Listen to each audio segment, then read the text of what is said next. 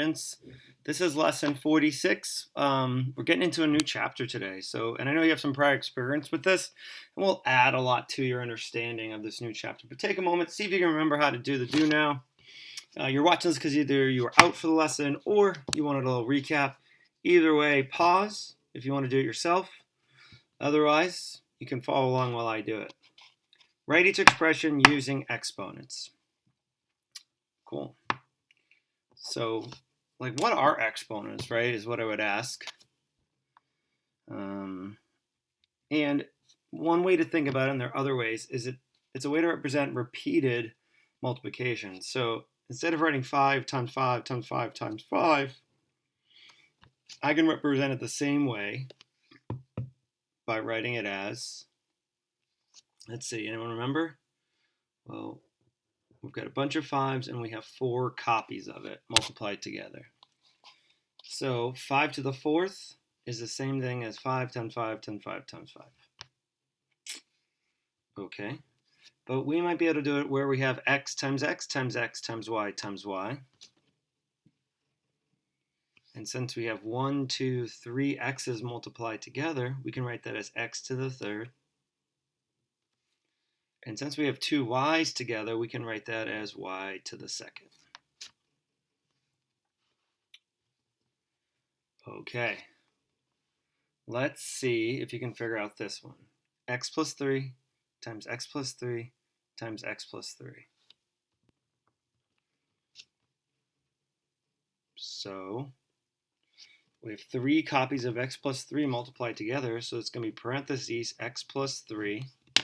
And we have 1, 2, 3 copies of it multiplied together, x to the 3rd. Cool. If you have questions, obviously you can bring it to class. So inside your notebook, if you wanted to have some notes or add it to you as we go, stay active as you're listening. This is chapter 6. Chapter 6 are all about a topic called powers and polynomials. That's right. Maybe it's the first time you've heard that second word. So once you say it after me, polynomials. Cool. Say it again right after me. Polynomials. Awesome.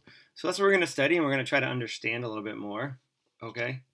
But just so we can have the conversation, and we're going to start using these vocabulary words, if you have something written with an exponent, the bigger number that has an the bigger thing that has an exponent, we call that the base. In this case, the base is x. And then the little upper script here is our exponent. So this is x to the 4th power, and x is our base, and 4 is our exponent. Right? And so what does x to the 4th, what's another way of writing it where we don't have exponents, kind of the opposite of what we did? Well, x to the 4th means x times x times x times x. 1, 2, 3, 4. 4 copies of x. All right, so that's powers, exponents, but the bigger number that has an exponent is the base, usually larger than the little exponent. Cool. All right, so let's do that new word. So polynomials, and I very rarely introduce vocabulary words that I think I need you to remember or say, but in this case, we're going to talk about polynomials a lot for the rest of the year. So polynomials are the sum of one or more monomial. Boom. Just adding one or more monomials. The addition of, right? Cool. Everyone know what a polynomial is? Well, no, because we need to know what this word monomial means, right? So it's the sum of one or more monomial. Maybe we need an S, one or more monomials. All right, so we're going to add another word, and you're going to hear me talk a lot about it. We need to talk about what a monomial is. And I'll be honest, you've been looking at monomials your entire career in math, first grade, second grade, all the time. You just didn't know that another word for these things that you see all the time are monomials. are a monomial. Okay, so here we go. I actually have you write this down in your notebook. It's worth it, so you can fall back to it. So pause me, take a moment, write it down, add it to your notes. I'm going to go over it. It says a monomial is a number, a variable, or the product of a number and one or more variables raised to whole number powers. Okay. So one of our goals is being able to identify monomials. So a monomial is just a number. Any number is considered a monomial. For example, the number 5 is a monomial. Every single number. All right, a variable. So anytime we see a variable, for example, y, we can consider that a monomial.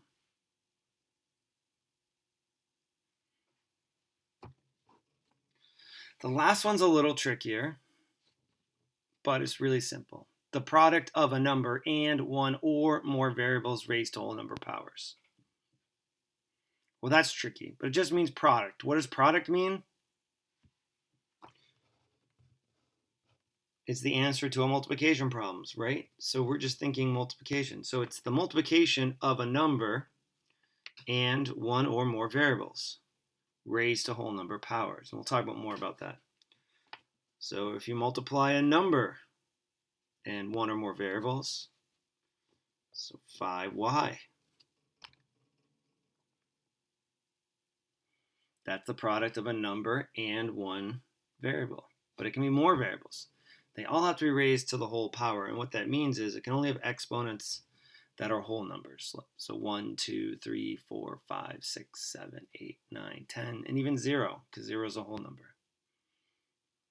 Sweet. All right, so what we're going to do, we would get in partners, and we're going to decide, based on this definition, you're going to circle anything that you think is a monomial. Okay? So it's relatively quick, just 3 minutes with your partner. Go ahead and turn and talk. For number 1, yes or no? What do you think? Number 2, what do you think? Right? All right, ready, set, go. That's how it would be in class, haha. But here now, let's go over it. Number 1. What? Definitely, this is a monomial. Number 4. Yes, a monomial. Check. Number 3. Monomial? The answer is yes.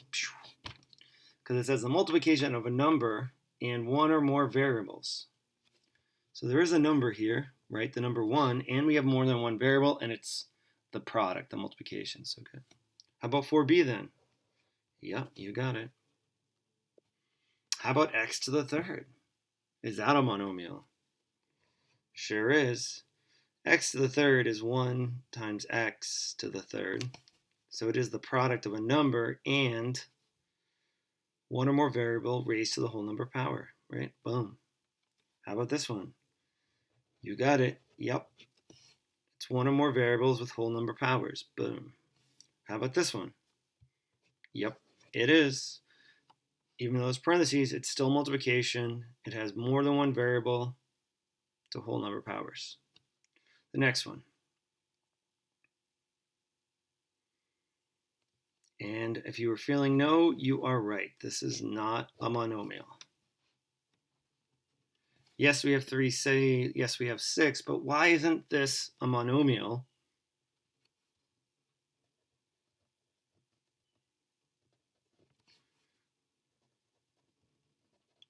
And it's because we're adding, right? This is the sum of two things. We're adding something that's non-like terms, so that's not it. And the last one is definitely has more than one. It has a negative 25 times all of that. We're good. Okay. So this is all. Actually, this is a polynomial, which we'll talk more about. All right. So inside your notebooks, monomials can have sort of 3 forms, right? There's something called the standard form. I'm sort of making it up, but it's a good discussion to talk about. You'll see us refer to things in standard form this year in math.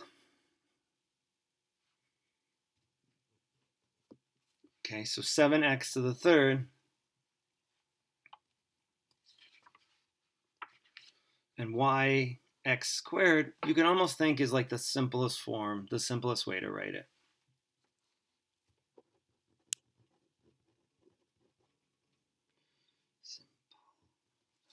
I don't know, I'm not principal. Yeah, that's right. Okay. So kind of like the simplest form, right? But it's sometimes important to think about each in their expanded form.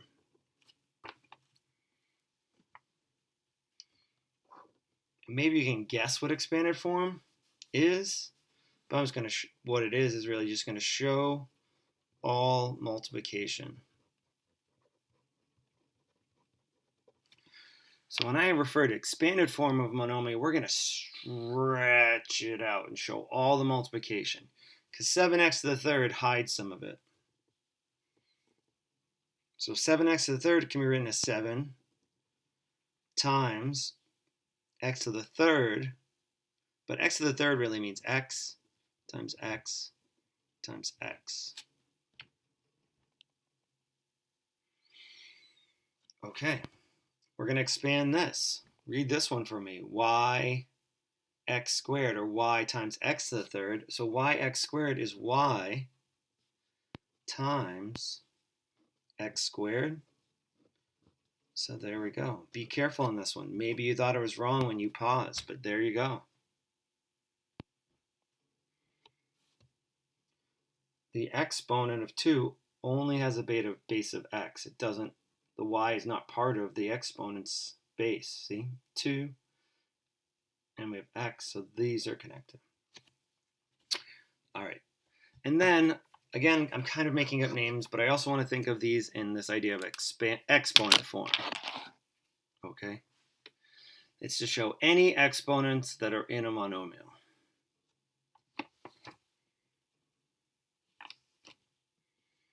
So 7 does actually have an exponent. It just doesn't show it. It's the number 1. So everything has an exponent. If it's not shown, it means it's 1. So we have 7 to the first times x to the third. That's an exponent form. How about this one? Well, y does have an exponent. It's to the first times x to the second. And those are the 3 forms we're going to work on and think about this year, kind of moving back and forward between them. Any questions you can bring to class? All right, so pause me if you want to add those to your notes, but these are our 3 forms. You'll hear me using them in our vocabulary. So our first thing, and we'll do this one together, and then I have a little bit for you to practice. We're going to try to write each monomial in expanded form.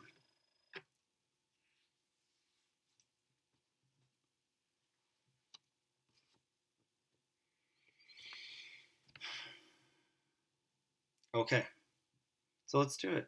That means to show out all the multiplication. There's one piece we didn't share last time, and to show the multiplication that happens with 50. Okay, the variable parts are pretty straightforward. How many a's will be multiplied together? That's right, 2. How many b's are we going to show multiplied together? That's right, 4. But the 50, mathematicians decided, well, how do we show the multiplication there? And what we do is something you've done definitely in 6th grade. And you're going to do something called the prime factorization. Okay?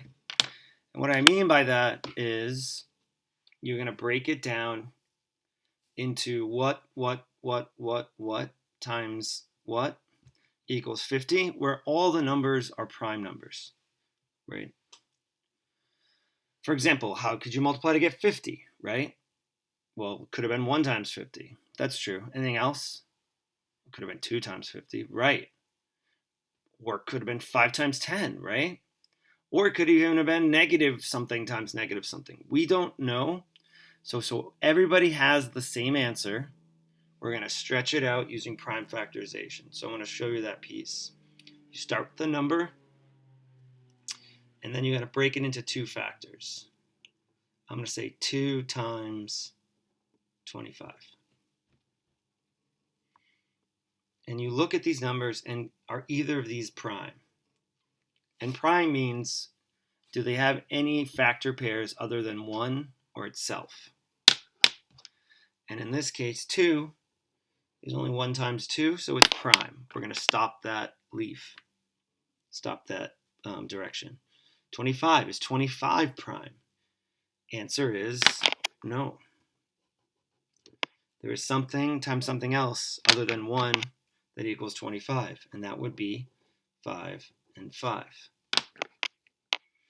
Now 5 is a prime number, and the other 5 is a prime number, so we now can do the prime factorization of 50, and we can expand it out. So 50, if we're going to show the multiplication, it's 2 times 5 times 5.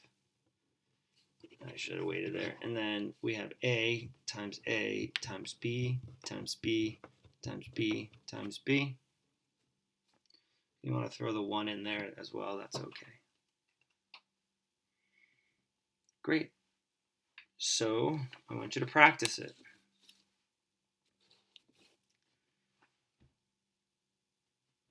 The variable is usually really easy to expand. You got to think about the number 9. What is the prime factorization of 9?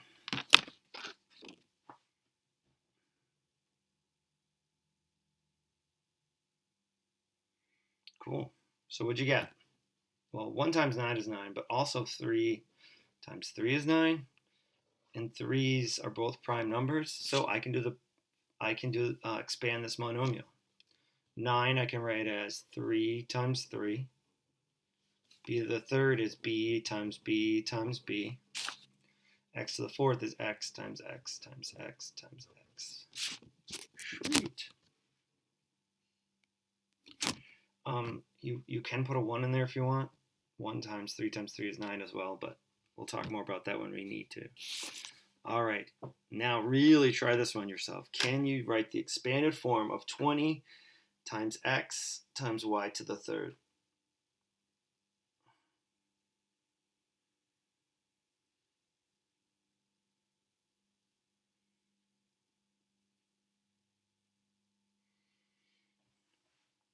All right, spoiler alert, we're going to do it, okay?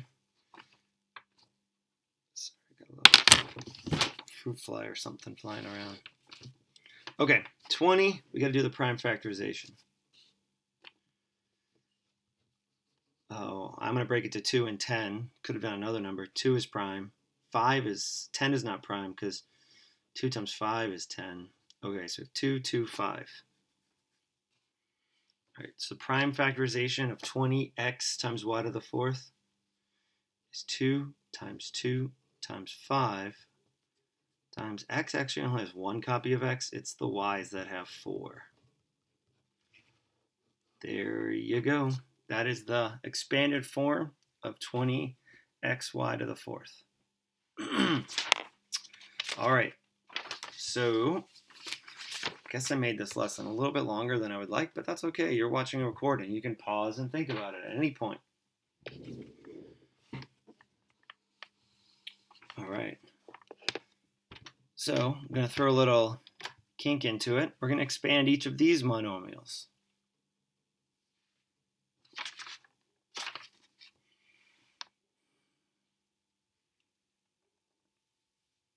And I'm like, all right, what do? We have x to the third times x to the fourth. How would we expand this monomial, right?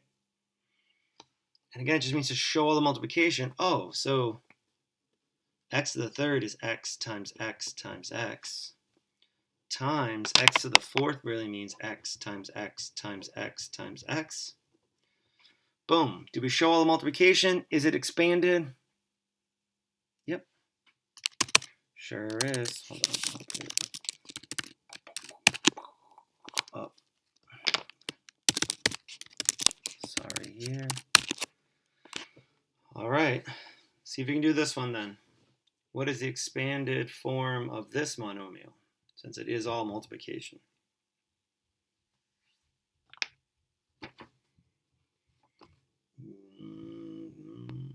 You got it. How many g's multiplied together? We're going to have 5 times and then another 4. Boom. Expanded form. Why are we doing this, Mr. Moran? It's all going to make sense. All right. I think this might be the last one. I'm not sure. Oh, no. We got 2 more to do.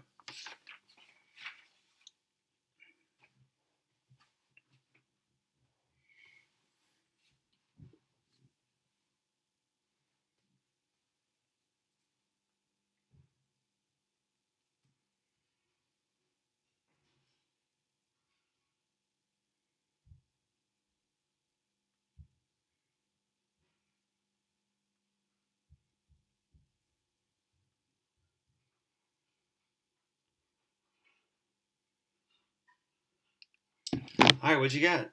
A times A times A times A times A times A times A times A times A times, wait, I missed an A up here. A.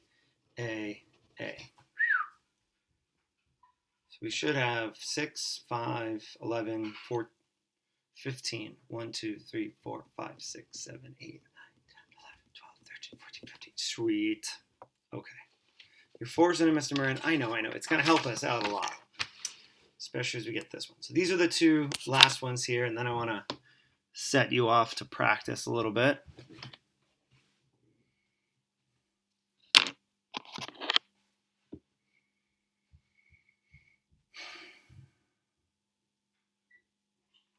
This one's a little, Now we've got 5x to the third times 2x to the fifth. And have you turn and talk and someone shares.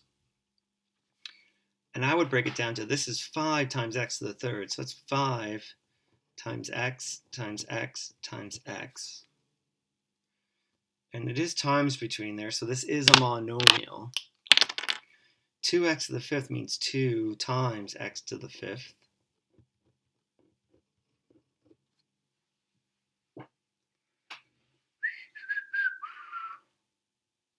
Cool. If you wrote that, you're great. One thing we like to do in math is like move sort of like terms next to each other. Like the 2 times of 5, I could change the order and go 2 times 5. Multiplication's any order. And then we have 3x's times another 5x's. Boom. Expanded form. All right, last one here. See if you can do it.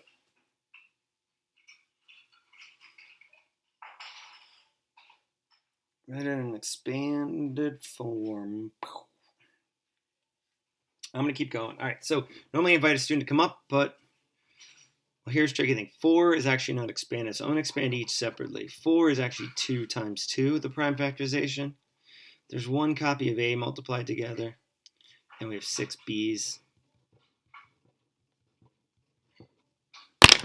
times -7. I'm going to write it as -1 times 7 times A times A times B times B times B. And if you wrote it like that, I would be super happy. But it's also nice to just put it in order. So I could do -1 times 2 times 2 times 7. Then we can put the A's next. And 1, 2, 6, and 9 B's. 3, 4, 5, 6, 7, 8, 9. Ho, ho, ho. That's a lot of multiplication. Great. So classwork today is you doing that. You're going to be expanding each of these. Okay, if you missed class. And I think the way this lesson went, it was to finish for homework, but I'm not sure. Obviously, you're watching this because you're just watching the notes. I'm going to do the answers here. So pause if you missed the lesson. Try to do all these. Pull it up on Google Classroom. I'm going to do them and show the answers at least.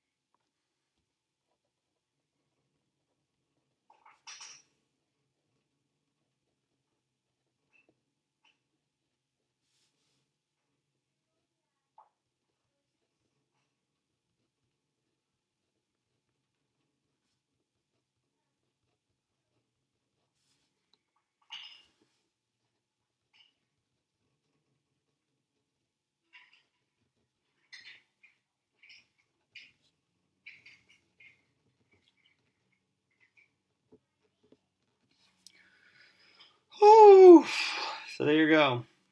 It's not organized necessarily, but it is, it is all there. Maybe I missed a K or a Z somewhere, a J when it gets crazy. But I hope expanding was really annoying for you. I hope you're like, what the heck are we doing? Why are we doing this? Because I think you're going to enjoy the next lesson where we kind of maybe think about the expanded form might not be the best form sometimes. It's super useful, but maybe we can do a little bit more with it, right? Maybe we can add to our thinking. So that was the classwork for lesson, the one I just said. And I'll see everybody at the next lesson.